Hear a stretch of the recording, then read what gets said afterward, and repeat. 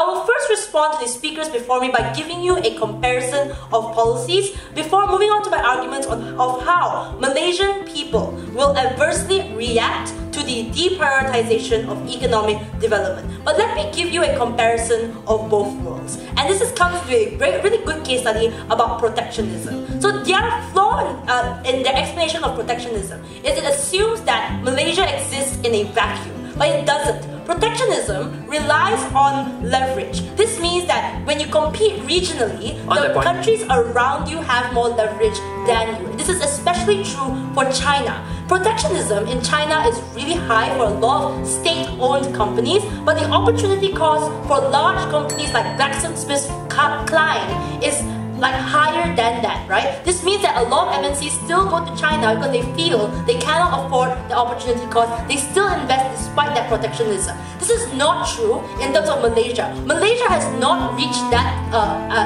level of a global powerhouse in comparison to China. This means that a lot of your companies would come into Malaysia and enter into your markets and sell to you, but not manufacture in your countries. They will give you the jobs in your countries. You no longer have the factories, and you no longer have ability to create new industries in that. So this is a mistake that came from them when they say that you'll still have these companies in your market. They'll only be in your market to sell to you, which means that they take your money, but they don't provide actual money within your country.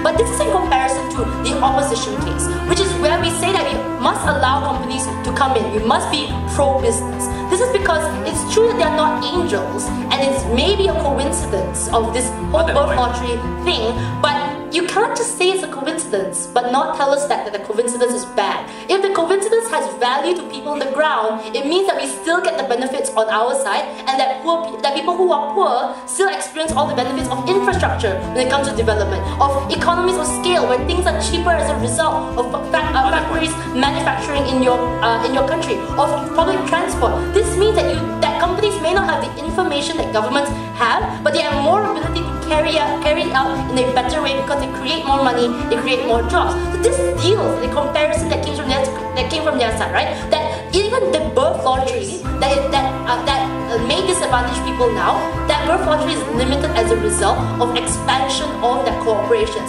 In your world, the birth lottery will be even more vicious and even more harmful to people on the ground. But I'm going to argue to you that Malaysian people will adversely react to the deprioritization of economic development, because this debate failed to be sensitive to what Malaysian people are like. And I'll deal with this in 3 stakeholders. But here is the premise that underlies this argument, that it's a depressing premise, but it's a very true one. That policies on their side are controversial. Welfare is controversial. Higher taxes are controversial. That quotas are controversial. And a lot of times, their policies take a long time to take into effect, and people just aren't going to be happy as a result of this. And I'll deal with this in 3 ways. That right now, if rural areas aren't already invested in, they'll be less invested in on your side. A lot of development will enter into concentrated urban areas. They won't enter into your Kuantan anymore, and they're even less likely to enter as a result of your policies, right? Because they don't have an incentive to do so. In fact, they're disincentivized from doing so. But let's look at people who are from high-income backgrounds.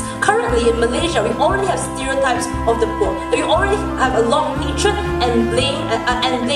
A large source of this comes from people from high income. The perception of meritocracy and the denial of privilege is increased as a result of this idea that you can no longer reap what you sow. That as a result, you must always pay your taxes, and that there's a lower earning potential in their side because you always have to pay taxes no matter how much you earn. This means that there will be a higher intellectual capture from other countries. That is a high demand of these people in foreign countries, and they take away. This means people like countries like Singapore, they're already attracting our teachers out of Malaysia and entering into the education systems of Singapore that pay a lot higher, right? This means that you can prioritize education. We don't have the right people to teach within your education. This means that you don't retain talent. Right now, two in 10 people, 10 Malaysian professionals already leave the country and have a large incentive to do so, right? This means that their feelings of betrayal as a result of all your policies will grow, and they'll feel like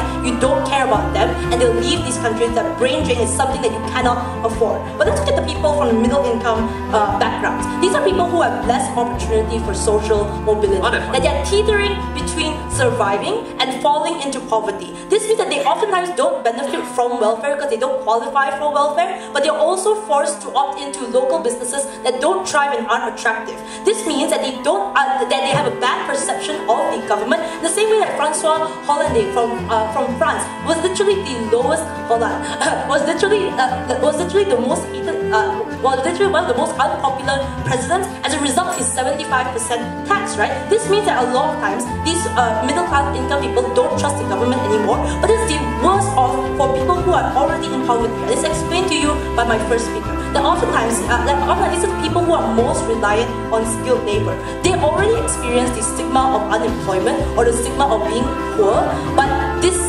means that there's added on resentment by the fact that you give them welfare, right? Now, a lot of times people feel that welfare is something that that is seen with a negative stigma, the negative stereotype, right? We think that this added on with the plummeting currency, the high cost of living, their policies essentially will not be a solace for these people when they experience more discrimination, when they experience the effects of brain drain and the effects of lesser job opportunities on their side.